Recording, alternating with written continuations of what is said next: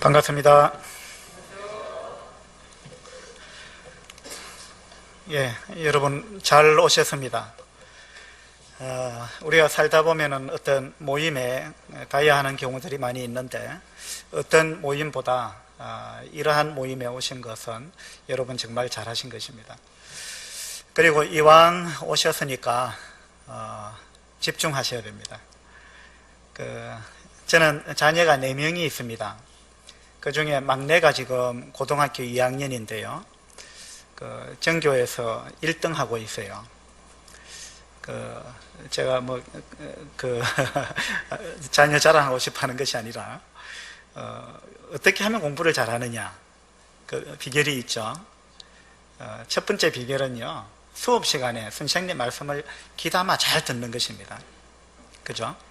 그게 가장 중요한 것입니다. 근데 공부 못하는 사람은 수업 시간에 뭐 하는지 아십니까? 영어 시간에 수학 공부하고요.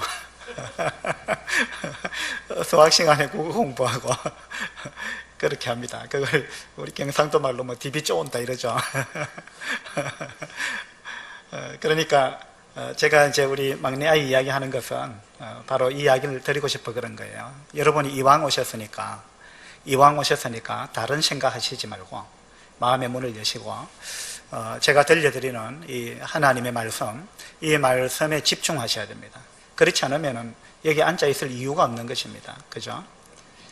그래서 꼭 집중하시고, 그리고 어느 곳에서 듣는 것보다, 또 학교에서 우리가 많은 시간들을 보냈지만 학교에서 가르쳐주지 않았던 것, 우리 정말 중요한 것, 우리 인생에 있어서 가장 중요한 것, 이런 부분을 우리가 이 시간에 다루게 될 것입니다.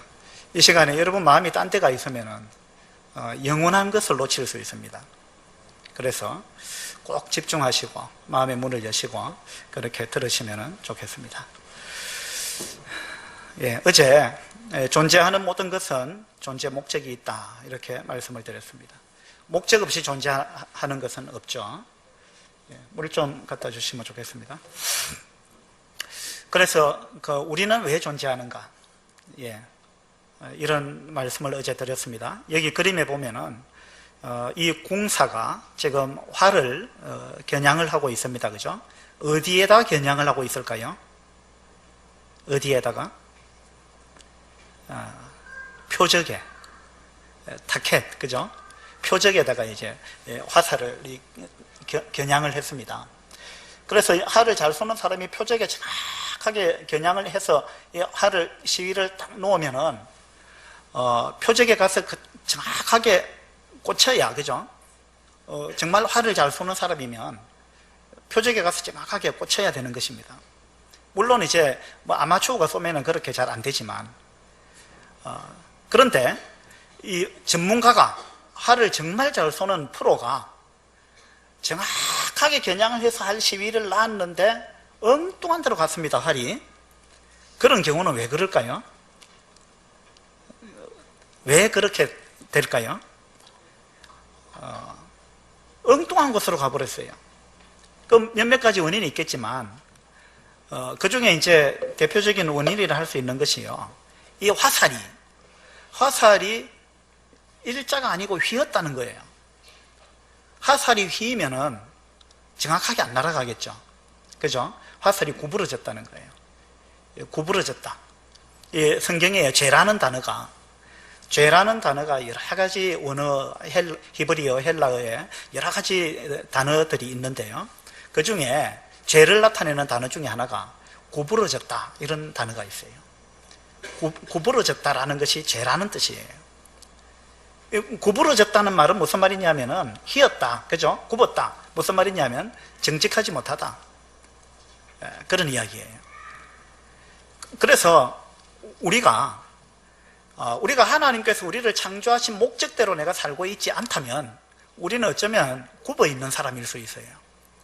정직하지 못한 사람일 수 있다는 거예요. 그리고 이 화살이, 제가 지금 저기 벽에 시계가 걸려 있는데요, 저 시계를 향해서 활 시위를 당겼다가 조준을 해서 딱 놨는데 이 활이 시계를 향해서 가다가 밑으로 내려가 버렸어요. 그럼 어떻게 되겠어요? 좀 섬뜩하지 않습니까? 이쪽에 앉아 계신 분들. 저 시계를 향해서 화살을 쐈는데 화살이 밑으로 가버렸어요. 예. 그러면 여기 앉아 계신 분 중에 누군가는 운명을 달리할 수 있는 거죠. 그죠? 그러니까 이 목적대로 살지 않는다는 것은 이만큼 위험한 것입니다. 예. 그래서 우리가 하나님께서 우리를 왜 만드셨는지 이런 부분요, 하나님을 우리가 인정하지 않으면 이런 부분에 있어서 우리는 10중 8구 빗나가게 된다는 것입니다. 나중에 우리가 책임을 져야 됩니다. 자, 존재 목적은 자기가 정하는 게 아니라 그랬죠. 그러니까 우리는 대부분 자기가 그냥 자기 삶의 목적을 정해서 살아가고 있습니다. 그것도 자기를 위해서 살아가고 있어요. 대부분 그렇습니다. 공부해서 남주나, 무슨 이야기예요? 자기를 위해서 살겠다 그 말입니다. 사실은 공부를 왜 하느냐면 남주기 위해서 해야 되거든요. 그게 맞는 거 아니에요? 남한테 유익을 주기 위해서 공부해야죠. 그런데 우리는요, 공부해서 남주나 이 생각을 갖고 공부를 한단 말이에요. 그건 무슨 말입니까? 자기를 위해서 산다는 이야기예요. 그거 자체가 잘못된 겁니다. 우리는 의식 속에 자기를 위해서 사는 것이 너무나 정당화되어 있는 거예요. 그래서 내 인생 내 것이 아닌데 나를 위해서 살고 내 생각대로 살고 그거 자체가 죄가 되는 것이고 나를 내가 만든 것이 아닌데도 내가 주인처럼 사는 것, 내가 주인이 아닌데 내가 주인 행세하는 거, 이거 아주 나쁜 거예요. 주인이 아닌데 주인 행세를 하고 사는 거는 이건 도둑놈 신부 아니에요. 이건 횡령하는 겁니다. 횡령. 그죠? 하나님이 이거 아주 악하게 보는 것입니다. 이런 것이 죄가 된다라고 말씀을 드렸습니다. 그래 우리가 이제 죽게 되면은요, 반드시 심판을 받게 됩니다. 심판은요, 내가 받기 싫다고 안 받는 게 아니에요. 한 번 죽는 것은 사람에게 정해진 것이다 라고 성경에 나와 있습니다. 맞죠? 이건 진리죠? 안 죽을 사람이 있습니까? 다 한 번 죽잖아요. 한 번 죽는 것은 사람에게 정해진 것이요, 그 후에는 심판이 있다라고 성경은 분명히 기록해 놓고 있습니다. 그거 어떻게 하느냐? 죽어봐야 알지. 맞습니다. 그것도 진리예요. 죽어보면 압니다. 죽어보면 알아요. 근데 죽어보고 알면은 이미 늦었어요. 죽기 전에 알아야 됩니다. 그게 현명한 거예요. 어떤 사람이 콜라병에다가 농약을 부어놨는데 콜라인 줄 알고 막 마시려고 해요. 그러면 거기에다 농약을 부은 사람은 알잖아요. 그것이 콜라가 아니고 농약이라는 것을. 그래서 야, 그거 먹으면 안 된다. 그거 농약이다 하고 말렸는데 이 사람이 무슨 소리 하냐? 먹어봐야 알지. 그래가지고 먹었어요. 그러니까 막 혀가 말리더라고. 죽어가는 거, 농약 맞네 하고 죽었어요. 얼마나 어리석은 거예요. 예? 죽어보면요, 여러분 지금 살아생전에 하나님 안 믿는 분들 죽고 나면 하나님 믿습니다. 왜냐하면 죽어서 지옥 와 있거든요. 그러면 안 믿을래야 안 믿을 수가 없는 것입니다. 언젠가는 다 믿게 돼 있어요. 살아서 믿느냐 죽어서 믿느냐 그 차이입니다. 여러분이 정말 현명하시다면요, 여러분 인생을 갖고 도박하시면 안 되는 거예요. 여러분 인생의 운명을 놓고 도박하시면 안 되고 진지하게 생각하셔야 됩니다. 죽기 전에 하나님이 계신지 안 계신지 찾아보고 고민해보고 생각해보고, 그리고 여러분 마음의 문을 여시고 들어보고 이것이 그렇구나 맞구나 하면 그걸 받아들여야 되는 거예요. 이게 신사입니다. 신사. 그런데 이제 똥꼬치 피우는 사람 있잖아요. 신사가 아닌 사람들, 그게 맞는데 하면서도 자존심이라든지 다른 이유 때문에 자꾸 거부할 수 있는데요, 굉장히 어리석은 것입니다. 예. 그래서 죽고 나서 믿지 마시고요, 죽기 전에 믿으셔야 됩니다. 여기 어제 생명선이 3개가 있다 그러는데 하나님 아직 모르시는 분들은 2개는 이미 끊어진 거나 마찬가지예요. 마지막 1개 남았는데 이 마지막 1개도 얼마나 위태로운지 모른다는 거예요. 우리 육체와 영혼이 연결되어 있는 이 하나의 선, 이 선이 끊어지는 순간, 우리 영혼이 육체에서 빠져나오는 순간, 그 순간 우리는, 그게 죽음이죠. 이것이 끊어지는 순간 어떻게 되겠습니까? 하나님의 심판대 앞에 서게 됩니다. 과연 죽음이 모든 것의 끝일까요? 절대 그렇지 않습니다. 왜냐하면 우리한테 영혼이 있기 때문에 그래요.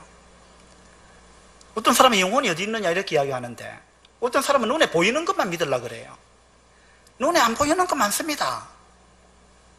공기도 눈에 안 보이잖아요. 전파도 눈에 안 보이잖아요. 그런 데 있습니다. 영혼도 마찬가지입니다. 영혼이 없다는 거는, 없다고 이야기하는 건 정말 어리석은 거예요. 영혼이 없다는 말은 어떻게 생각하면은, 어떻게 다른 말로 이야기하자면, 나는 생각이 없는 사람이다, 이런 이야기일 수도 있어요. 우리가 영혼이 있다면, 육체는요, 시간이 지나면은 낡아져 가는 것입니다. 모든 물질은. 그죠? 모든 물질은 시간이 지나면 낡아져 가고 고장이 나고 쇠퇴해져 갑니다. 그리고 종말을 맞이하는 거예요. 우리 몸도 마찬가지입니다. 근데 우리 몸 속에 있는 영혼은 물질이 아니에요. 비물질이기 때문에 영혼은 죽지 않습니다. 영혼은 칼에 찔린다고 죽는 게 아니에요.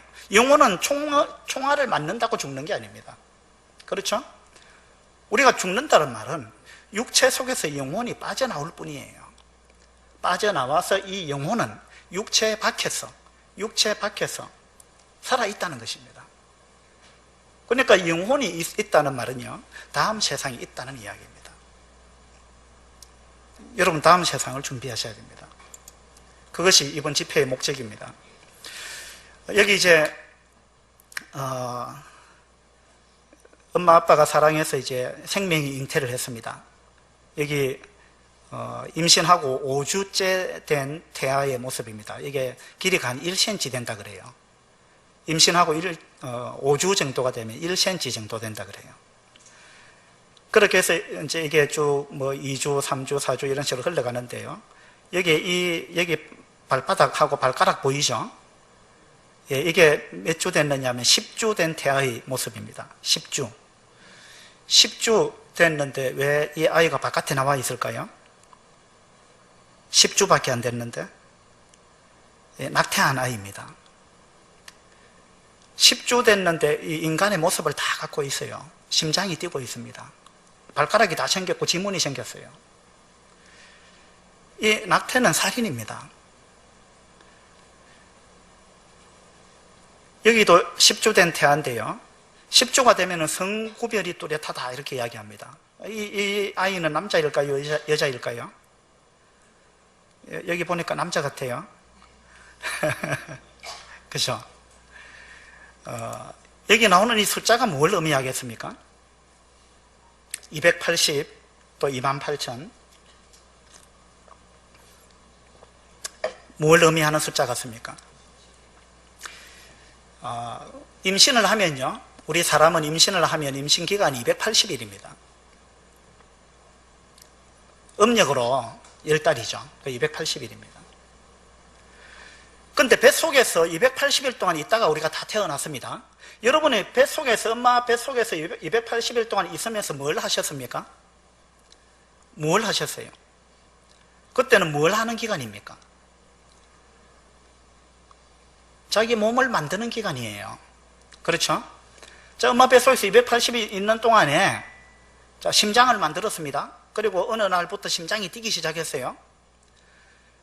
그 다음에 허파를 만들었습니다.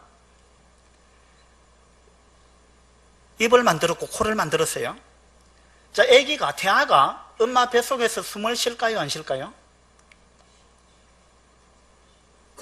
숨 쉬겠습니까, 안 쉬겠습니까? 예? 자, 숨 쉰다. 손 들어보세요. 숨 쉰다. 예. 또 손 내리시고, 아기가 엄마 뱃속에서 숨 안 쉰다. 숨 안 쉰다고 생각하시는 분. 예.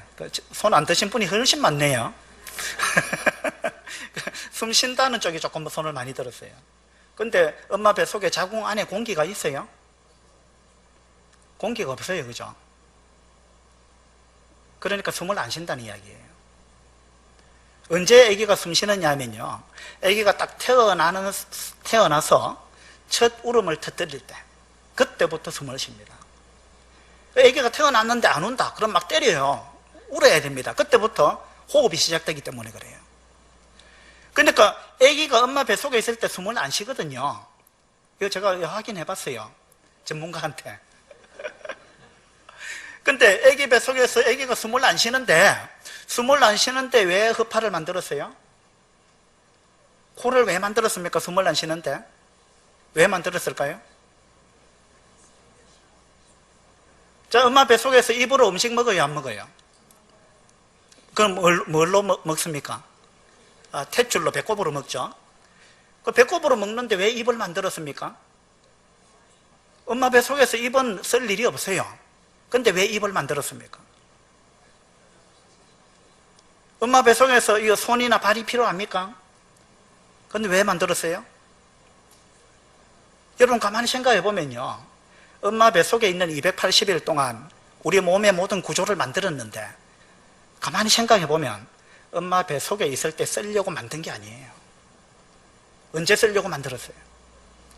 태어나서 다음 세상에서 쓰려고, 다음 세상을 준비했다는 것입니다. 우리 모두는요, 다음 세상을 엄마 뱃속에서 완벽하게 준비해가지고 태어났습니다.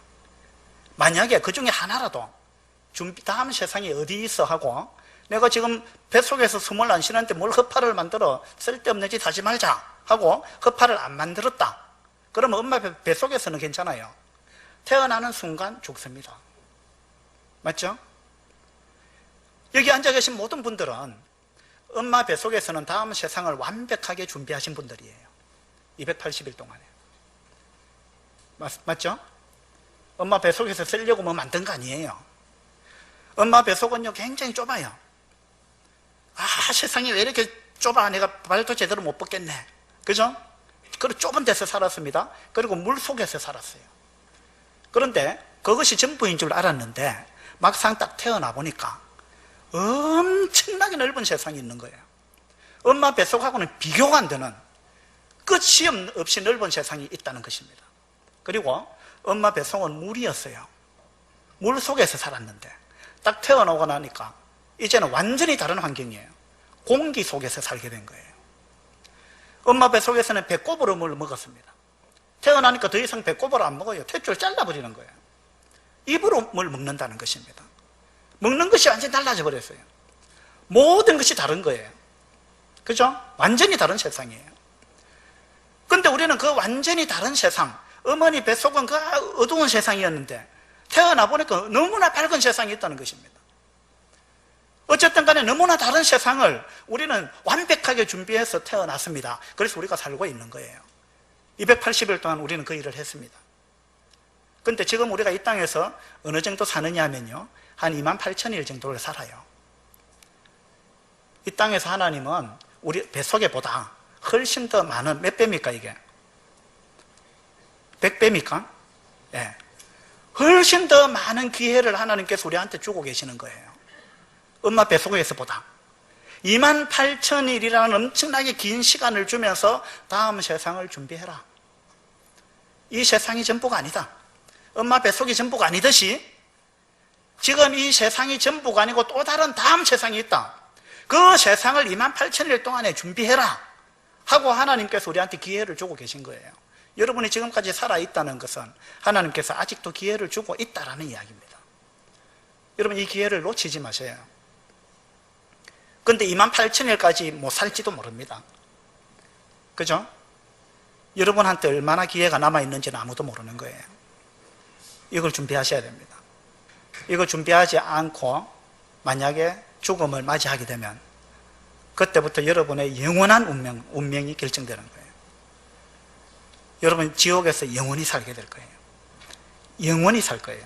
이 280일이라는 기간이 있고 28,000일이라는 기간이 있고 그 다음 기간은요 영원입니다. 무한대예요. 다음 세상은 무한대, 영원한 세상에서 우리가 살게 되는 거예요. 그래서 우리가 하나님을 믿고 예수님을 믿고 나면 영생을 얻었다라고 성경은 이야기합니다. 영생을 얻었다 이 말은 영원한 생명을 얻었다는 이야기예요. 영원히 산다는 이야기입니다. 그런데 중요한 거는요, 하늘나라 가서도 영원히 살지만 지옥에 가서도 영원히 삽니다. 왜냐하면 여러분의 영혼은 죽는 존재가 아니에요. 영혼은 죽질 않습니다. 그러니까 하늘나라 가서 영원히 사느냐 아니면 지옥에 가서 영원히 사느냐, 어딜 가든 영원히 삽니다. 그러면 둘 다 영생입니다. 그죠? 영원히 사는 게, 하늘나라 가서도 영원히 살고 지옥에서도 영원히 사니까 지옥에 가서 사는 것도 영원히 사는 거니까 말 그대로 하면 영생인데, 근데 성경에서는 지옥에서 영원히 사는 걸 절대 영생이라고 표현하지 않습니다. 뭐라고 표현하는지 알아요? 마태복음 25장에 보면 영벌 이렇게 표현하고 있어요. 영벌. 그거는 영원히 살아있지만 그건 살아있는 게 아니라는 거예요. 살아있으나 죽은 거예요. 살았다고 이야기할 수 없는 너무나 비참한 상태이기 때문에 영원토록 벌 받는 곳이에요. 영원토록 불 못 쐬서 고통당하게 되는 것입니다. 이것이 우리가 지금 28,000일 이 땅에 살아있는 기간 동안에 우리가 영원한 운명을 결정짓는 것입니다. 그래서 이런 시간이 대단히 중요한 시간입니다. 여러분, 이 시간을 놓치지 마시고 관심을 가지시고 정말 하나님이 계신지, 어떻게 하면 하늘나라 천국에 갈 수 있는지 그 답이 성경에 있습니다. 명확하게 나와 있어요. 여러분, 구원받는 건 절대 어려운 게 아니에요. 어떤 사람은 기독교는 막 단순하다, 불교는 심오한데 이렇게 이야기하더라고요. 심오하다는 말이 무슨 말인지 알아요? 애매모호하다 이 말입니다. 답이 없다고 말이에요. 야, 뭐 깊이가 있는 것 같은데 뭐가 뭔지 모르겠다. 그건 저 좋게 표현하면 심오한 거예요. 그런데 진리는 원래 단순한 겁니다. 진리는 단순해야 진리예요. 모든 문제는요, 알고 보면 쉬운 겁니다. 답을 풀고 나면 쉬워요. 풀기 전에는 어려운 거예요. 그죠? 근데 이 기독교의 진리는요, 정말 명쾌하게 성경에 나와 있습니다. 구원받는 게 절대 어렵지 않습니다. 여러분, 오늘 내일도 꼭 참석하셔서 기다마 들으시면, 여러분 마음의 문만 열어놓으시면, 여러분 신사적인 마음만 가지시면 구원받을 수 있습니다. 결코 하나님께서 우리가 구원받는 거 어렵게 만들어 놓지 않으셨습니다. 그걸 믿으시게 되기를 바랍니다. 한 번 죽는 것은 사람에게 정해진 것이요, 그 후에는 심판이 있습니다. 틀림없는 사실입니다.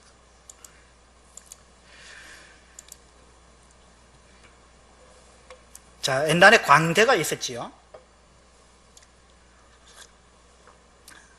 임금님 옆에는 항상 이 광대가 있었습니다. 왜 그랬느냐 하면 임금님한테 뭐 직언하기가 어렵거든요. 그래서 광대를 둬가지고, 광대가 막 그냥 자기가 좀 바보처럼 막 이렇게 행사하면서 막 우스갯소리 하는 것처럼 하면서 임금님께 뭔가를 뭐라 합니까, 조언을 하는 거예요. 그런 역할을 광대가 맡았던 것입니다. 그래가지고 어떤 이제 광대가 막 바보처럼 막 이렇게 막 하니까 임금이 막 배꼽을 잡고 웃으면서 이 광대한테, 야, 너가 있으니까 정말 재미있다. 그리고 나 너처럼 정말 바보 같은 사람 처음 봤다. 임금이 그렇게 하면서, 사실은 이 광대가 아주 현명한 사람인데 그렇게 이제 임금 앞에서 그렇게 하는 거예요.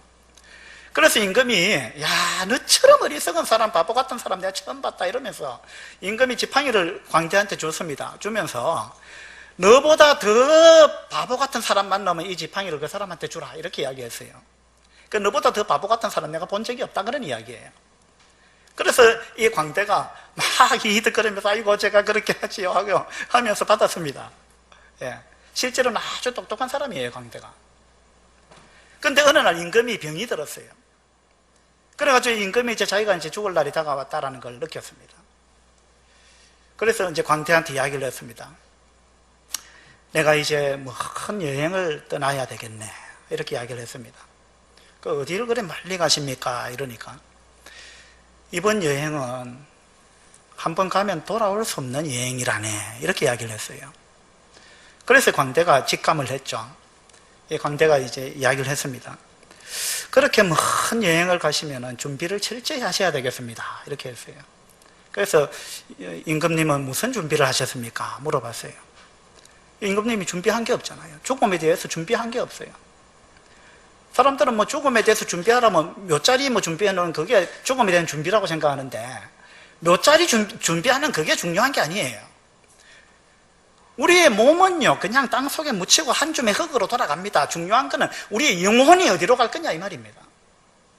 이 임금님은 자기 영혼이 어디로 갈지 준비한 게 없어요. 그래서 임금이 그랬죠. 광대 보고, 이번 여행은 내가 별로 준비를 못했네 이랬습니다.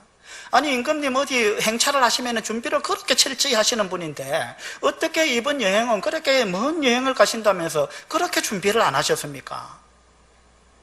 그러면서 이 광대가 지팡이를 임금님한테 딱 드렸어요.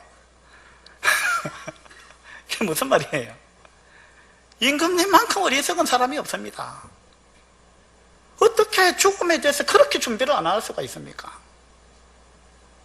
어디 다음 세상 어디 갈지 어떻게 거기에 대해서 고민을 안 해보고 거기에 대해서 준비를 안 했느냐. 그래서 내가 지금까지 이 지팡이 줄 사람을 못 찾았는데 드디어 찾았습니다 하고 임금님한테 드렸다는 거예요. 여러분이 지금 임금님처럼 살고 있는 건 아닌지 한번 생각해 보셔야 됩니다.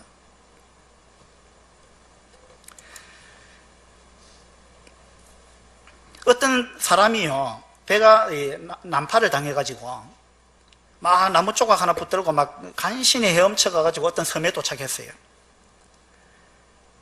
그러니까 그 섬에, 작은 섬이었는데 그 섬에 있던 사람들이 이제 다른 육지에서 온 사람이니까 자기들보다 이제 많은 것을 보았다고 생각해가지고 그 사람한테 임금 자리를 맡겼습니다. 당신은 우리 섬의 임금이 되주세요. 그리고 1년간 통치를 해주세요. 그리고 1년 후에는 지금 온 모습 그대로 돌아가셔야 됩니다. 1년간 우리를 다스려 주세요. 이렇게 했습니다. 이 사람이 어떻게 했어요? 1년 후에는 이제 돌아가야 됩니다. 1년 동안은 무소불위의 권력을 누리게 되는 거예요. 이 사람이 어떻게 했을까요? 이 사람 그 섬에 있는 맛있는 거 다 그냥 가져오라 해가지고 막 1년 내내 그냥 막 입을 즐겁게 했습니다. 막 마시고 막 그 먹고 막 즐겁게, 배를 즐겁게 하고 입을 즐겁게 1년을 보냈습니다. 그 1년 후에 돌아가야 되는 거예요. 그 1년 후에 되니까 섬 사람들이 그 널판지 하나 주면서 당신 왔던 그대로 가십시오. 왕이시여, 왔던 그대로 이제 가셔야 됩니다. 그 이 사람 널판지 타고 이제 바다를 헤엄쳐 가다가 조금 가다가 죽었다는 거예요. 이게 우리 인생이 아닌지 모릅니다. 어느 날 그 섬에 두 번째 사람이 표류해 왔어요. 이 사람은 서칠후포를 타고 왔어요. 똑같이 시켰습니다. 당신 1년 동안 우리 이 섬에서 왕 노릇 할 수 있는데 1년 후에는 그대로 가야 됩니다. 이 사람도 1년 동안 온갖 그냥 쾌락을 누리면서 그 섬에 있는 진귀한 보석들은 다 가져오라 해가지고 자기 보좌 옆에 놔놓고 그걸 만지면서 즐겁게 그 1년을 보냈습니다. 그 1년 후에 그거 가져갈 수 있습니까? 아무런 의미가 없는 거예요. 그 진귀한 보석을 아무리 많이 갖고 있은들 1년이 지나고 나니까 아무런 소용이 없어져 버렸습니다. 이 사람도 서치로폴 타고 가다가 또 조금 헤엄쳐 가다가 빠져 죽었다는 거예요. 세 번째 사람이 표류해 왔습니다. 이 사람한테도 똑같이 이야기를 했죠. 1년 동안 왕이 되주세요. 그러니까 이 사람 아주 현명한 사람이었어요. 그 섬의 가장 높은 산에 올라가서 그 섬을 쭉 둘러봤습니다. 보고는 이 사람이, 야, 내가 1년 동안 뭘 해야 될지 알았다 라고 이야기를 했습니다. 뭘 했는지 아십니까? 이 사람이 섬에서 쭉 바다를 둘러보니까 그 어느 정도 거리에 자그마한 섬이 하나 있다는 걸 발견을 했어요. 그래서 1년 동안 이 사람은 그 섬에 있는 사람들을 보내가지고 저 섬을 갖고 오라, 저 섬에 씨앗을 뿌리고 나무를 심고 곡식을 심고 과일나무를 심고 저 섬을 갖고 오라 하고 지시를 했습니다. 1년이 됐습니다. 그래서 왕이시여, 이제 당신이 왔던 그대로 가셔야 됩니다 이랬습니다. 이 사람은 갈 곳이 있어요, 없어요? 갈 곳이 있잖아요. 누가 현명한 사람입니까? 여러분, 이 땅에서 28,000일 주어진 시간을 어떻게 사시겠습니까? 여러분이 뭔가 위대한 업적을 이루었다 할지라도 그거 다 죽을 때 되면요 그대로 나눠고 가야 됩니다. 그리고 그거 누가 기억해 주는 줄 압니까? 조금 지나보세요. 아무도 기억하지 않습니다. 그게 중요한 게 아니에요. 여러분이 죽음 이후에 어디에 가서 영원토록 살 것이냐, 그것을 이 땅에서 결정하셔야 되는 거예요. 그거보다 중요한 거 없습니다.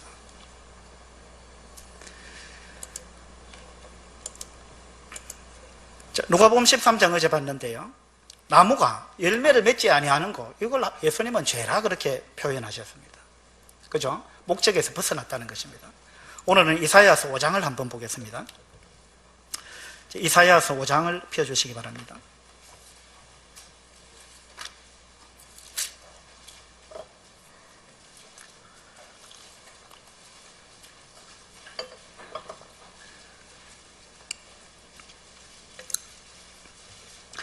이사야서 5장 1절. 나는 내가 사랑하는 자를 위하여 노래하되 내가 사랑하는 자의 포도원을 노래하리라. 내가 사랑하는 자에게 포도원이 있으며 심히 기름진 사내로다. 땅을 파서 돌을 제하고 극상품 포도나무를 심었도다.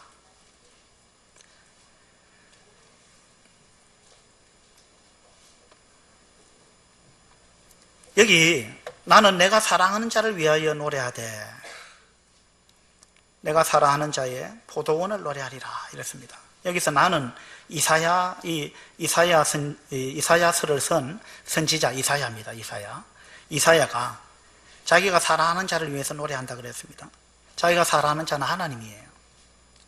이사야 선지자가 하나님을 위해서 지금 노래하고 있습니다. 그 하나님께서 사랑하시는 자의 그 하나님의 포도원을 노래하리라 이렇게 이야기하고 있습니다. 내가 사랑하는 자에게 포도원이 있는데 심히 기름진 산이다 이렇게 이야기했습니다.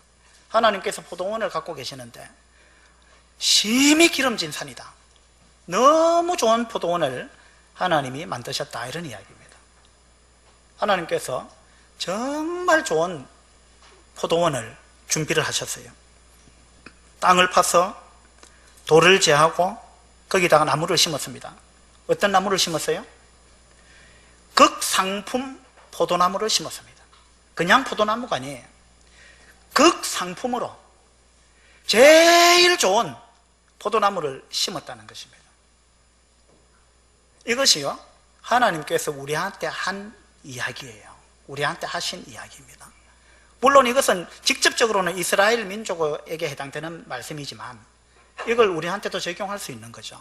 하나님께서 심히 기름진 산에다가 극상품 포도나무를 심었습니다. 여기서 극상품 포도나무는 1차적으로는 이스라엘 백성을 의미합니다만 그러나 우리한테도 그대로 적용할 수 있는 거예요. 하나님께서 우리를 극상품으로 만드셨다 그 말입니다. 여러분은요 극상품입니다. 농사 짓고 나면 뭐 비품이 생기잖아요. 여러분 비품 아닙니다. 예? 여러분은 상품도 아니고요, 우리 모두는 극상품으로 하나님께서 만드셨어요. 만물의 영장으로, 피조물 중에 으뜸으로, 그죠? 하나님의 형상을 닮은 존재로 극상품으로 우리를 하나님께서 만드셨어요. 그리고 그 극상품 포도나무를 심히 기름진 산에다가 하나님이 딱 심었습니다. 자, 나무를 심는 목적이 뭐죠? 좋은 열매를 얻기 위해서. 그걸 기대하고 하나님이 포도나무를, 극상품 포도나무를 심히 기름진 산에다가 거기다가 땅을 파서 돌을 제하고 잘 가꾸어 가지고 거기다가 딱 심었습니다. 그 이야기예요. 그리고 좋은 열매를 하나님이 기대하셨다라는 이야기입니다. 자, 이거 한번 보세요. 스크린에. 이 지구야말로 심히 기름진 산입니다. 여러분, 뭐 우리가 우주를 다 과학자들이 살펴보지는 않았습니다만 지구만큼 아름다운 별을 지금까지 발견한 적이 없습니다. 생명체가 있는 별을 발견한 적이 없어요. 우주에서 보면 지구는 푸른 별이라 그러잖아요. 너무나 아름다운 별입니다. 이 지구에는 생명이 차고 넘치는 것입니다. 그렇죠? 다른 별은 그렇지 않아요. 이와 같이 아름다운 지구를 하나님께서 만드셨습니다. 왜? 누구를 위해서? 우리를 위해서. 우리를 여기에 살도록 하기 위해서 하나님께서 지구를 정성 들여서 만드셨어요. 우리 사람이 살기에 가장 적합한 조건으로 그렇게 아름다운 지구를 만드셨습니다. 이 지구 테두리에 보면 아주 좀 희미한 푸른 선이 있는데요, 이게 대기층입니다. 대기층. 이 지구 테두리는 좀 선명하지 못해요. 여기 달 테두리는 아주 선명하거든요. 왜 그런지 아십니까? 이 달 테두리에는 공기가 없어요. 이 지구 테두리에는 공기가 있어요. 이 공기층이 아주 얇게 이렇게 덮여 있어요. 우주 비행사가 우주를 여행하고 갔다 와서 한 말이요. 저걸 누가 입으로 후 불어버리면 지구에 있는 공기가 막 날아가 버릴 것 같은 대기층이 그렇더라는 거예요. 근데 이 지구가 엄청나게 빠른 속도로 태양 주위를 공전하고 있잖아요. 초속 30km로 공전하고 있습니다. 시속이 아니고. 그런데 이 공기가 떨어져 나가지 않고 같이 돌고 있어요. 물도 마찬가지입니다. 이 물이 지구에 붙어서 같이 돌고 있는 거예요. 우리 사람도 마찬가지입니다. 여기 붙어서 같이 돌고 있어요. 이게 누구 솜씨예요? 이게 어떻게 가능한 일입니까? 누가 이렇게 하셨어요? 여러분이 하셨어요? 하나님이 아니면 어느 누구도 할 수 없는 거예요. 저절로 될 수 없는 것입니다. 이 지구에 생명체가 얼마나 많습니까? 얼마나 생명체가 이렇게 왕성하게 자라고 있습니까? 이건 뭔지 아세요? 이거는 지구보다 좀 더 태양 쪽에 가까운 별입니다. 금성이에요, 금성. 이 금성은 표면이 이렇습니다. 금성의 표면 온도가 얼마인지 아십니까? 얼마 정도 될까요? 금성의 표면 온도를 제가 찾아보니까 470도 정도 된다 그러더라고요. 지구보다 태양에 가까이 있기 때문에. 태양은 표면 온도가 6,000도 정도 된다 그래요. 금성이 표면 온도가 470도 정도 된다는데 여기 사람이 살 수 있겠습니까? 이건 화성입니다. 화성. 지구보다 태양에서 조금 더 멀리 있는 별이에요. 그렇죠? 화성의 표면 온도는 얼마 정도 되는지 아세요? 화성은 영하 80도 정도 된답니다. 평균 온도가. 그러니까 더 추울 때는 영하 120도 막 이렇게 된다 그래요. 여기에 여러분 살 수 있겠습니까? 이게 화성의 표면입니다. 얼마나 삭막합니까? 지구와는 비교가 되지 않습니다. 이건 목성이에요. 목성의 표면 온도는 영하 148도랍니다. 근데 지구는 우리 사람이 살기에 가장 가장 적합한 온도. 그죠? 액체 상태의 물이 존재할 수 있는 온도. 그런 태양과 1억 5천만 킬로미터 떨어져 있는 가장 사람이 살기에 적합한 거리, 그 거리에 지구가 있다는 것입니다. 여러분, 이것이 우연일까요? 하나님 믿지 않는 사람은 모든 걸 우연이라고 이야기합니다. 모든 게 우연히 저절로 어쩌다 보니까 그렇게 됐다. 어쩌다 보니까. 그것을 믿어야 될 것인지, 하나님을 믿지 않는 사람은 우연이라는 신을 믿고 있는 거예요. 어느 것을 믿는 것이 더 지혜로운 것인지, 더 합당한 것인지 여러분 좀 생각하시면 좋겠어요. 이건 달의 표면이에요. 이건 태양인데요. 태양의 표면 온도가 6,000도 된다 그래요. 이 태양은요, 수소 핵 융합 반응을 일으킵니다. 수소와 수소의 핵이 융합해가지고 헬륨이 만들어지면서 에너지가 나옵니다. 그러니까 이 태양은요, 수소가 계속 헬륨으로 지금 변해가고 있는 거예요. 그러면은 남아있는 수소가 다 헬륨으로 변해버리면, 그러면 수소 핵 융합 반응이 끝납니다. 그 말은 무슨 말이냐면 태양도 언젠가는 식는다, 이런 이야기입니다. 모든 물질은요, 끝이 있습니다. 태양이 영원히 타지 않습니다. 그럼 태양이 식으면 어떻게 될까요? 우리 살 수 있습니까? 예. 태양이 없으면 우리 못 사는 거잖아요. 근데 태양이 수소 핵 융합 반응을 일으키는데, 이건 우리 인간의 기술은요, 이걸 못 합니다.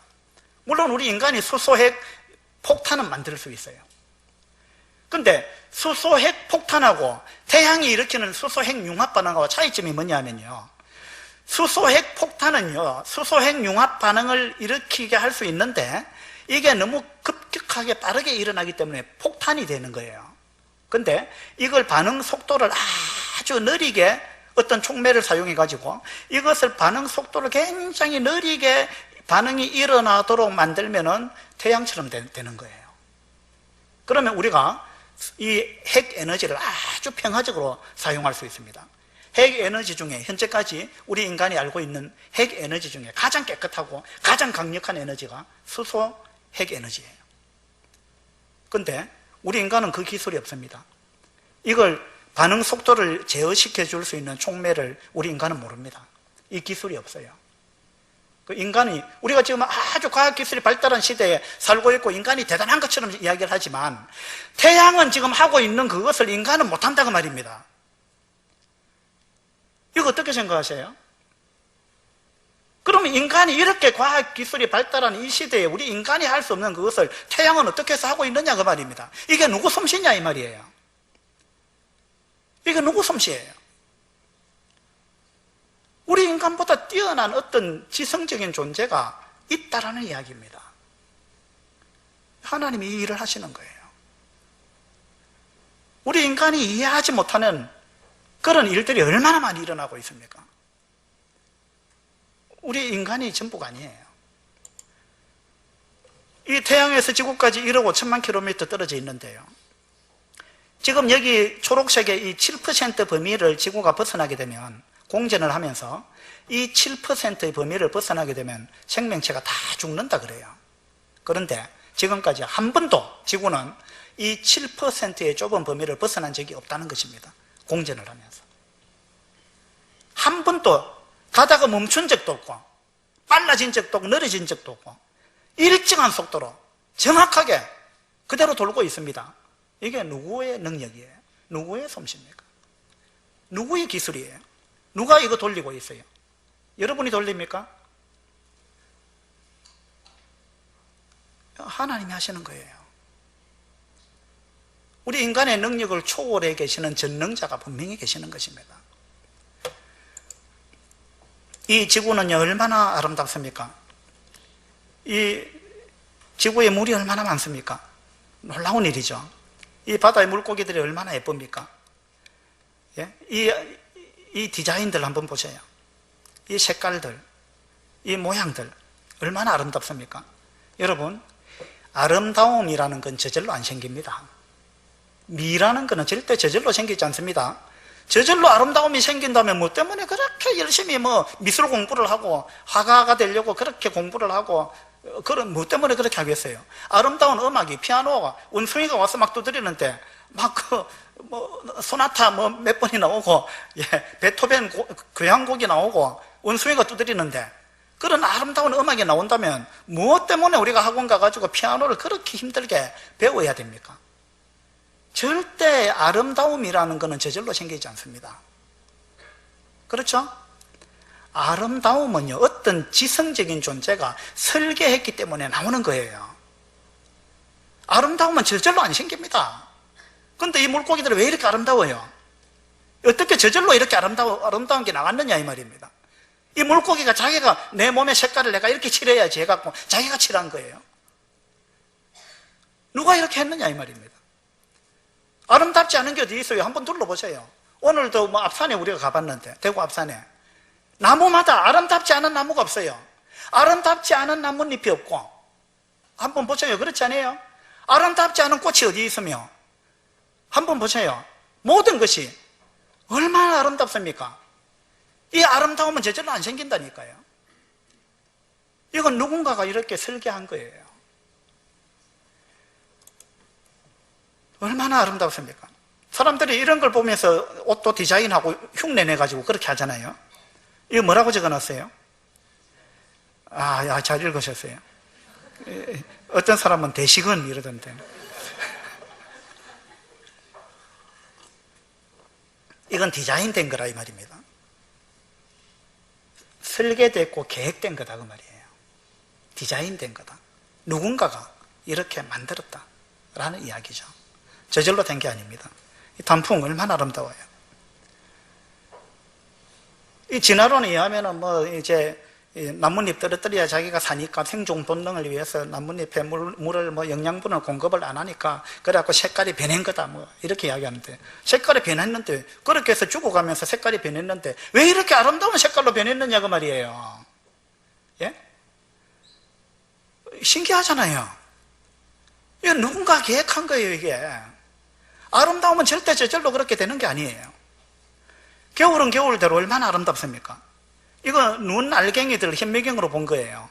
눈 알갱이 하나마다 전부 정육각형을 이루고 있는데, 이 알맹이 하나하나 현미경으로 봐가지고요, 똑같은 모양을 발견한 적이 없다는 것입니다. 모두 다른 모양이에요. 정육각형인데 같은 모양이 하나도 없다는 것입니다. 이것이 하나님의 솜씨예요. 인간은요 이렇게 안 만듭니다. 인간은 똑같은 거 그냥 찍어내는 거예요.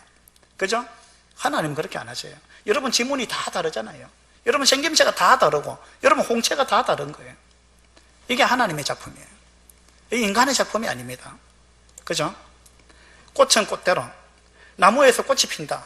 저는 생각만 해도 하면 할수록 신기해요. 어떻게 이 고목 같은 나무에 이렇게 아름다운 꽃이 필까? 예? 한번 생각해 보세요. 이런 아름다운 꽃이 어떻게 필 수가 있는 거예요? 그리고 모양만 예쁩니까? 향기가 나잖아요. 색깔은 얼마나 또 예쁩니까? 이거 무슨 꽃인지 아세요? 시계꽃입니다. 시계꽃. 그 여기 보면 시침, 분침, 초침 이렇게 있어요. 아, 여기 눈금도 있고. 그 성경은 이렇게 이야기를 하고 있어요. 너희는 눈을 높이 들어 누가 이 모든 것을 창조하였나 보라. 제발 좀 보고 생각해라. 이것이 저절로 생겼겠느냐? 어쩌다 보니까 저절로 우연히 이런 것이 생겼겠느냐? 제발 생각 좀 해라. 그 이야기입니다. 이 해바라기 한번 보세요. 이 해바라기 씨가 왜 이렇게 줄을 맞춰 있어요? 얼마나 질서정연합니까? 이렇게만 돌아갑니까? 이렇게도 또 돌아가네요. 그죠? 어떻게 해서 해바라기 자기 스스로 우리 씨가 의논해갖고 우리 줄 좀 맞추자. 그래서 이렇게 맞추었을까요? 예? 얼마나 아름답습니까? 그 꽃보다 아름다운 게 뭐라 그러죠? 예, 꽃보다 아름다운 게 사람이에요. 사람. 이 사람은 표정을 지을 수 있잖아요. 웃을 수 있고 울 수 있고, 얼굴에서 얼마나 각양각색의 표정이 나옵니까? 이 사람이 웃는 모습 얼마나 아름답습니까? 예. 지금 이 눈망울들을 한번 보세요. 서로 눈을 맞추고 있어요. 어디가 이렇게도 그렇게도 아름다운가? 왜 이렇게 지금 서로가 이렇게 웃고 있으며 이 사진이 왜 아름답습니까? 만약에 지금 여기 밑에 있는 아기가 실물이 아니고 인형이라고 칩시다. 그러면 그 인형을 보고 이런 눈매를 지을 수 있겠습니까? 이런 표정을 지을 수 있을까요? 아닐 겁니다. 그죠? 지금 이 아버지가 이런 표정을 지을 수 있다는 것은요, 이 아이의 몸 때문에 그런 게 아니에요. 이 아이 속에 있는 영혼이 있기 때문이에요. 영적인 교류가 있다는 것입니다. 서로 뭔가 통하는 게 있다는 거예요. 우리 인간이 아름다운 이유는요, 우리 인간의 영적인 존재이기 때문에 그렇습니다. 그죠? 영이 없으면은, 이 아이가 시체라고 생각해 봅시다. 영이 빠져나가 버렸다. 시체가 됐다. 그럼 시체하고 여러분 시체를 포옹하고 잘 수 있겠어요? 시체하고 입을 맞출 수 있겠습니까?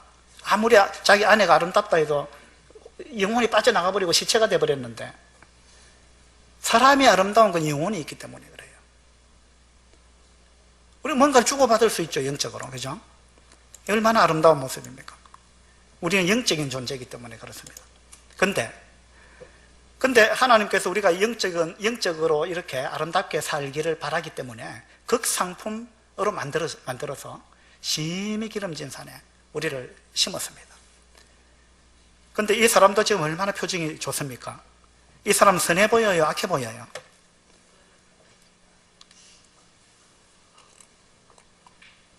어떻습니까?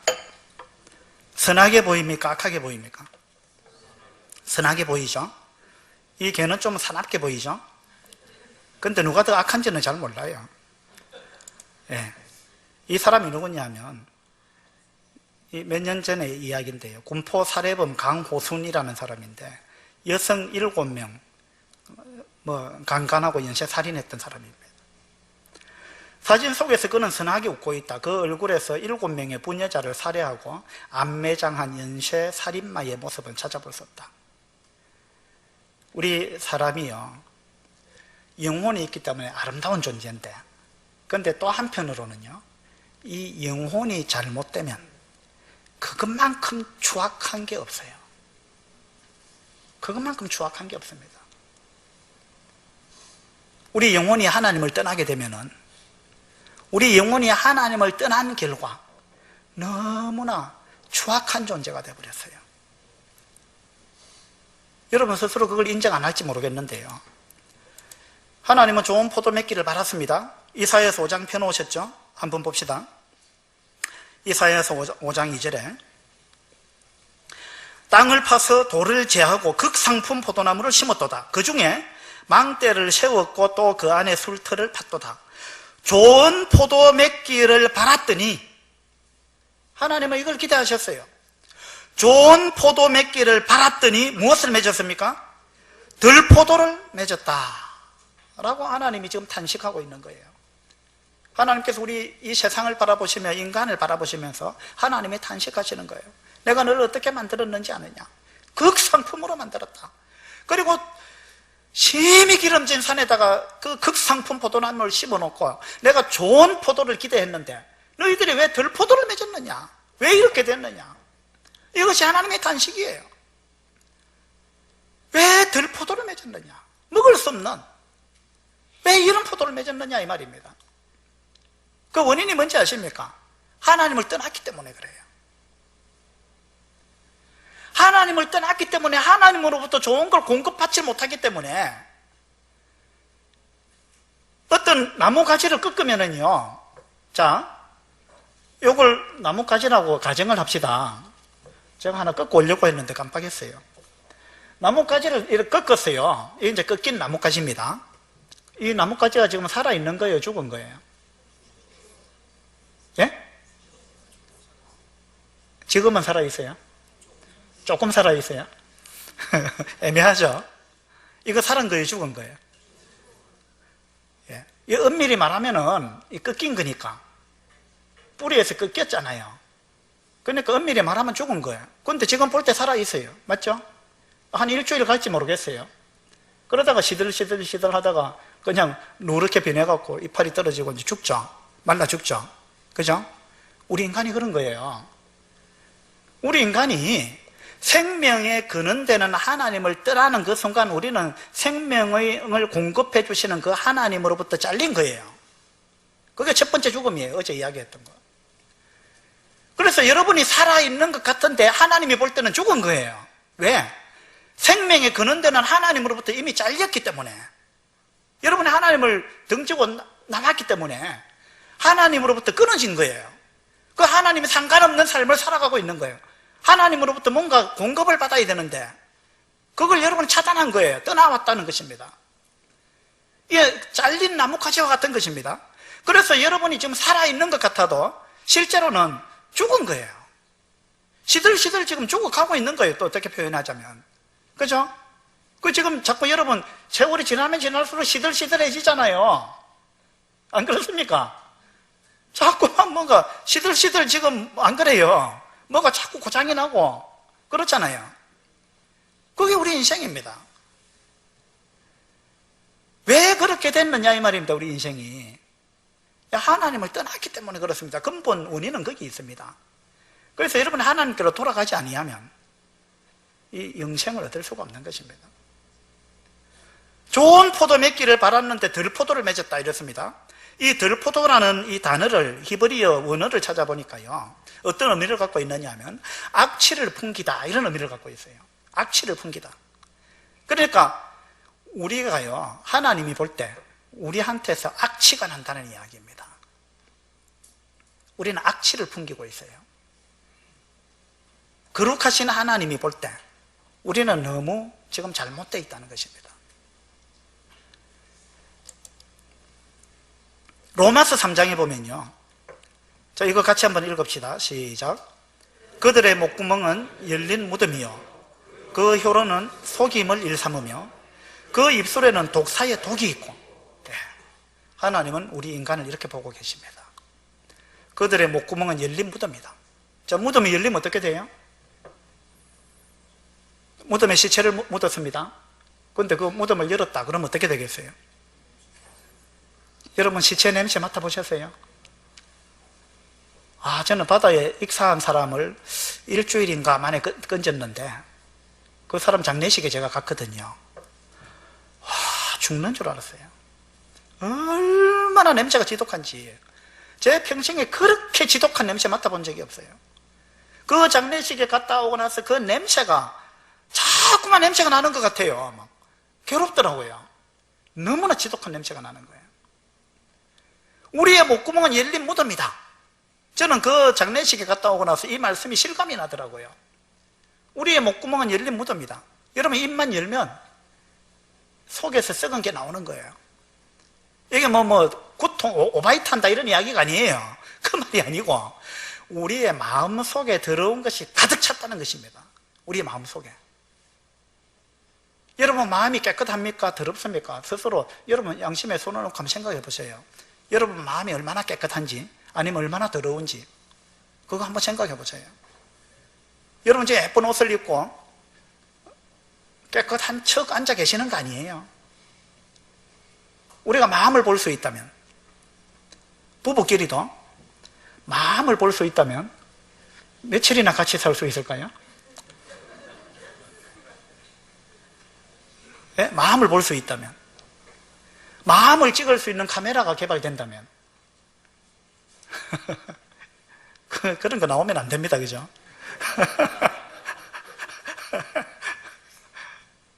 여러분 마음을 한번 점검해 보세요. 우리의 목구멍은 열린 무덤이요 그 혀로는 속임을 일삼으며 그 입술에는 독사의 독이 있다. 독사의 독이 있다. 이게 우리 사람의 실체입니다. 여러분 이거 한번 보세요. 이게 언어 폭력이라는 것입니다. 그 입술에는 독사의 독이 있다. 여러분 말로 사람을 얼마나 사람한테 폭력을 행사했는지 아십니까? 말로서 얼마나 많은 사람을 죽였는지 아십니까? 여러분은 잘 몰라도 여러분의 말 한마디 때문에 누군가는요 며칠 밤을 잠을 못 자고 끙끙 앓았던 사람이 있을 거예요. 분명히 있을 거예요. 하나님은 그것을 살인이라고 합니다. 그건 인격 살인이에요. 칼로 사람 찔러 죽이는 그것만이 살인이 아니에요. 우리는 말로서 사람을 죽이는 거예요. 그래서 성경에서는요 어떤 사람을 보고 욕하는 것은 살인죄와 같아 그랬어요. 미워하는 것은 살인죄와 같아. 예수님 그렇게 말씀하셨어요. 어떤 사람한테 욕을 하는 거, 라가라는 말은 야 이 멍청한 놈아, 야 이 골빈 놈아, 야 이 바보야 멍청아 이런 뜻입니다. 그건 심각한 욕도 아니에요. 그런데 그렇게 말하는 거는 살인죄하고 똑같다라고 예수님이 말씀하셨어요. 왜 그런지 아십니까? 이건요 그 사람의 인격을 죽인 거예요.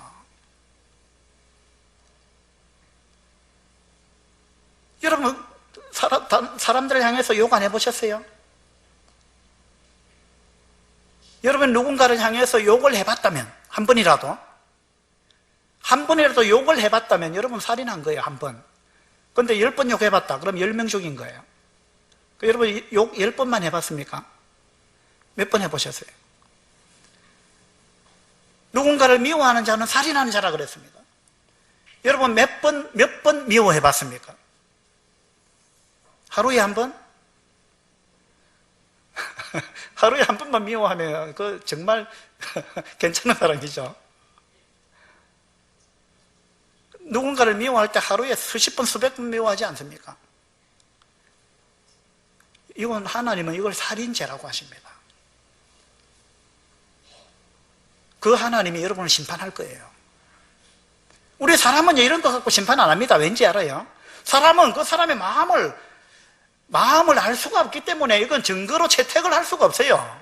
그러니까 사람은 그 마음 갖고 심판 안 합니다. 드러난 것만 갖고 심판을 해요. 그런데 하나님은 드러난 거 그거 중요한 게 아닙니다. 여러분 마음속에 뭐가 있느냐 하나님은 그걸 아신단 말이에요. 그리고 마음이 더 중요한 거 아닙니까 실제로? 육체가 중요합니까? 영혼이 중요합니까? 영혼이 더 중요한 거 아니에요. 하나님은 여러분의 마음을 심판하십니다. 여러분이 무슨 생각을 했느냐? 몸으로 살인을 안 했다 할지라도 여러분 마음속으로 누군가를 미워한 거 그거는 이미 살인을 한 거예요. 그러니까 하나님은 여러분을 살인자로 심판하실 거예요. 하나님 여러분 마음을 다 알고 계시는 거예요. 예수님 뭐라고 말씀하셨느냐면 음욕을 품고 여자를 보는 자는 이미 간음했다 이렇게 말씀하셨어요. 예수님께서. 저는 솔직히 그것 때문에 제가 구원받았어요. 왜냐하면 제가 대학생 때 구원받았는데 그때까지 저는 엄청나게 착한 사람인 줄 알았습니다. 저 그렇게 생각했어요. 내만큼 착한 사람이 있나 이렇게 생각했습니다. 그런데 어느 날 대학생 때 제가 처음으로 성경을 읽었습니다. 성경을 딱 읽는데 그 말씀을 본 거예요. 여자를 보고 음욕을 품는 자는 이미 간음했다. 예수님이 그렇게 말씀하신 거예요. 너무나 충격적이었어요. 그래서 내 자신을 돌아보니까 나는 여자를 보고 음욕을 품은 적이 많았거든요. 대학생 때. 그 전부터.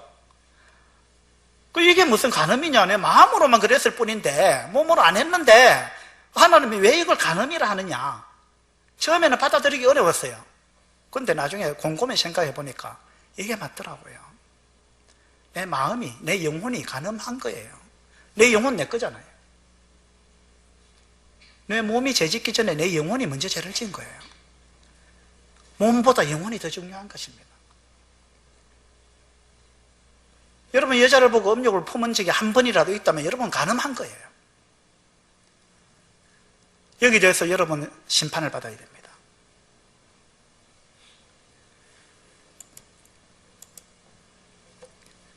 잠언에 보니까 칼로 찌름같이 함부로 말하는 자가 있거니와 이런 말씀이 있어요. 정말 어떤 사람은 말하는 게 진짜 칼로 찌르는 것 같아요. 저도 그런 걸 경험해봤어요. 어떤 때는 막 너무 화가 나가지고 막 엄청나게 독한 말을 제가 쏟아내놓고도 그 다음에 제가 무슨 생각을 했느냐 하면 이것보다 더 독한 말 없을까? 그 생각도 해봤어요. 여러분 그런 거 경험 안 해보셨습니까? 우린 다 살인자예요.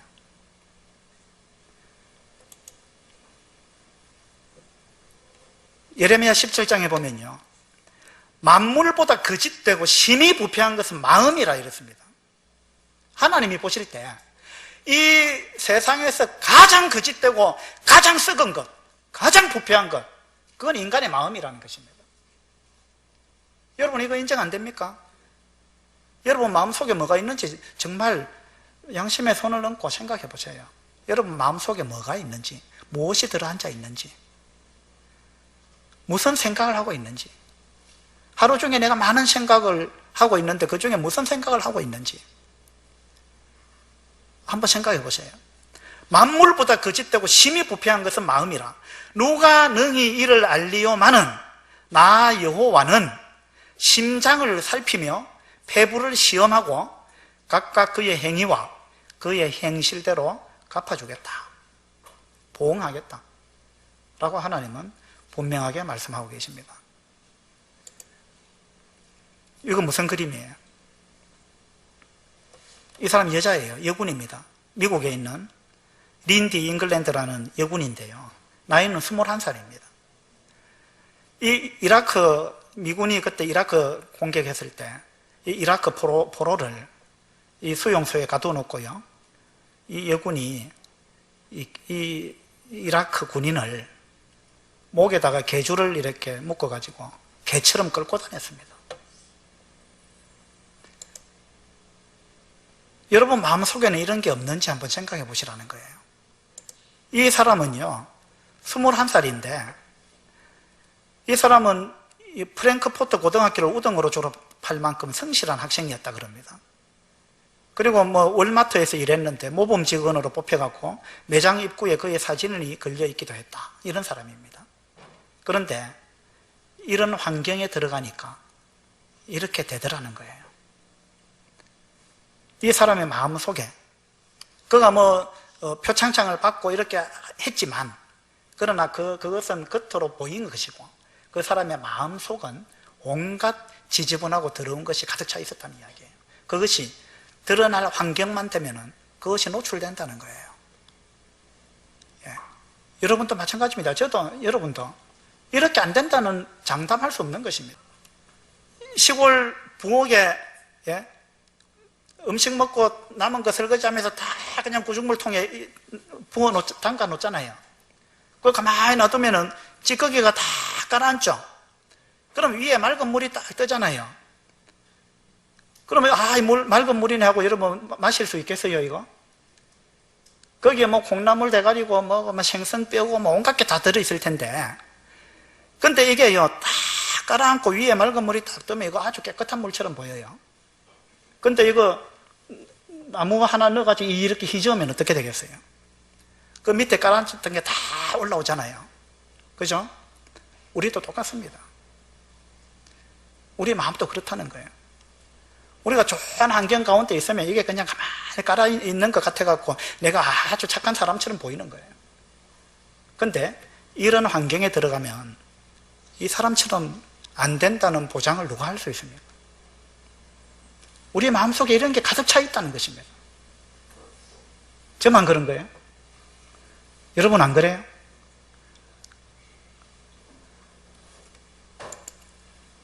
그래서 이 여군이 이 포로 수용소에서 한 일들 보세요.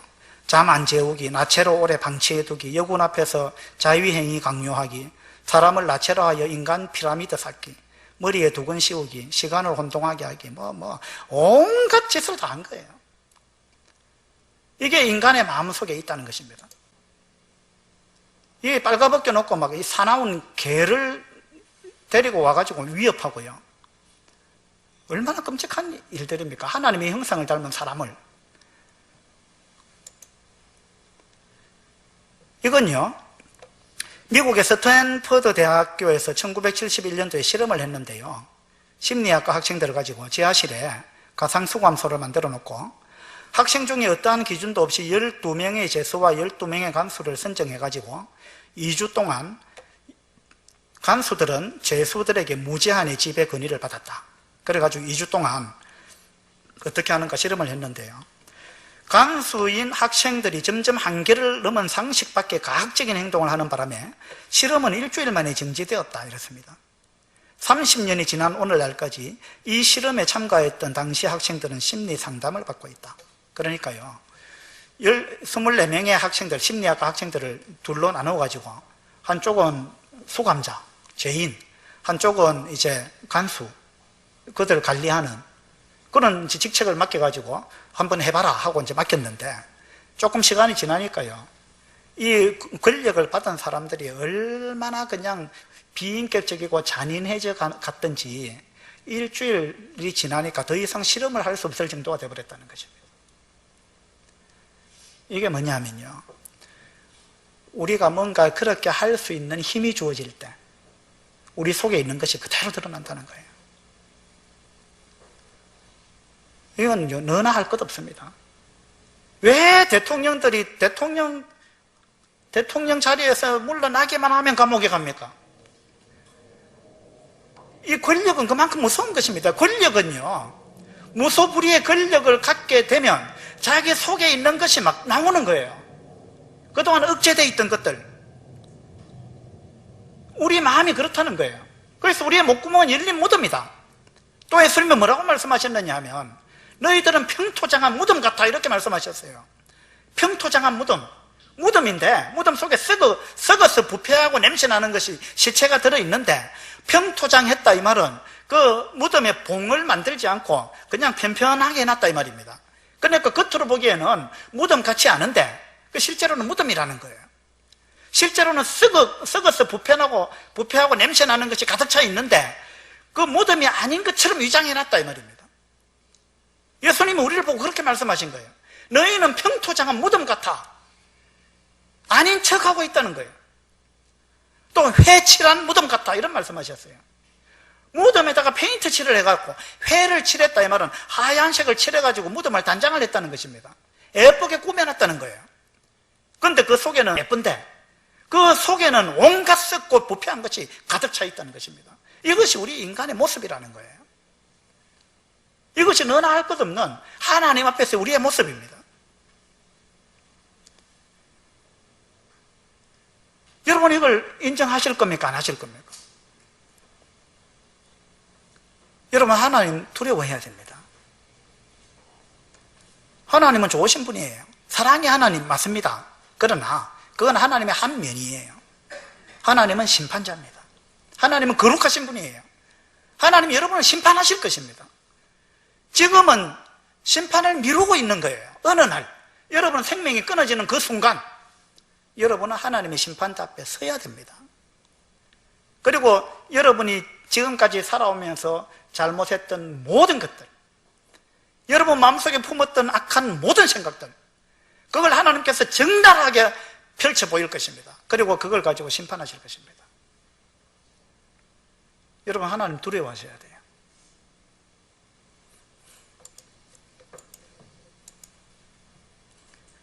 이 인도네시아 사람들이 동티모르 거기 점령했을 때 했던 잔인한 모습들입니다.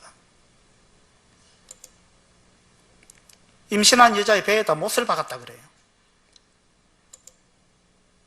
여기 미국의 허리케인이라는 이제 큰 뭡니까 태풍 같은 것, 거기 한번 휩쓸고 지나갔을 때요. 지나갔을 때 이 사람들이 대형 상점에서 물건들 훔쳐서 나가는 장면들입니다. 상황이 되면, 이렇게 할 수 있는 상황이 되면 너나 할 것 없이 이렇게 한다는 것입니다. 이게 무슨 말이에요? 우리 속에 이와 같은 것들이 가득 차 있다는 것입니다. 여러분 마음속은 어떻습니까? 여러분은 아무도 없이 혼자 있을 때도 생각과 행동이 순결합니까? 여러분의 생각은 언제 어느 때나 공개할 수 있습니까? 여러분의 마음속에는 어떤 짐승이 들어앉아 있습니까? 이건요,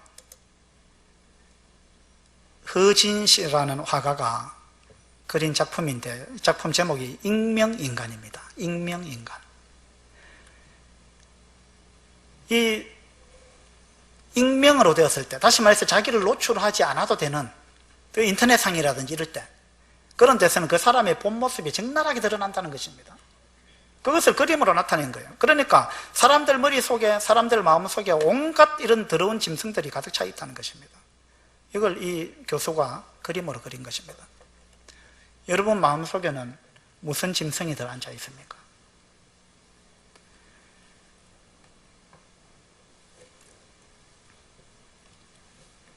이 나무가 감나무인데요, 감이 열렸기 때문에 감나무이기도 하지만 감나무이기 때문에 감이 열리는 거예요. 그렇죠? 우리 사람이 왜 죄를 짓느냐 하면은요, 왜 이런 것들이 우리 사람을 통해서 다 나오느냐 하면 우리 사람이 죄인으로 태어났기 때문에 죄를 짓는 거예요. 여러분은 태어날 때부터 죄인이었습니다. 아담의 피를 이어받아가지고 여러분은 날 때부터 죄인으로 태어났습니다. 그래서 이사야서 1장에 보면, 자, 이사야서 1장 우리 한번 펴봅시다.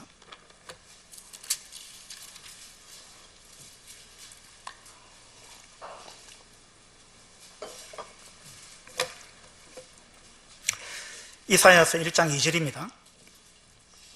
하늘이여 들으라, 땅이여 귀를 기울이라. 여호와께서 말씀하시기를 내가 자식을 양육하였거늘 그들이 나를 거역하였도다. 내가 자식을 양육하였거늘 그들이 나를 거역하였도다. 하나님께서 한탄하시는 거예요. 땅이여 하늘이여 귀를 기울이라. 내가 자식을 양육했는데 그들이 나를 거역했다. 이게 하나님이 우리를 보고 하시는 말씀이에요. 내가 사람을 이렇게 나의 형상으로 아름답게 만들었는데 그리고 그들에게 필요한 모든 것들을 내가 줬는데 그들이 나를 거역했다. 그들이 나를 부모로 인정을 안 한다. 그들이 나를 버리고 떠났다. 나를 찾지도 않는다. 돌아올 생각도 안 한다. 그리고 자기 마음대로 살고 있다. 이것이 우리의 모습입니다. 3절에 보세요. 소는 그 임자를 알고 나귀는 그 주인의 구유를 알건만은 이스라엘은 알지 못하고 나의 백성은 깨닫지 못하는도다. 슬프다 범죄한 나라요, 허물진 백성이요, 행악의 종자요. 행악의 종자라 그랬어요. 우리는 날 때부터 죄인으로 태어난 거예요. 나는 죄인이 아니다. 그 뭘 모를 때 용감하게 하는 말이에요. 우리가 하나님의 말씀을 조금이라도 안다면 나는 죄인이 아닙니다, 이 소리 아무도 못할 거예요. 여러분은 심판을 받아도 수없이 받아야 될 사람이고 어쩌면 지옥에 가도 몇 번을 가야 될 사람인지 모릅니다.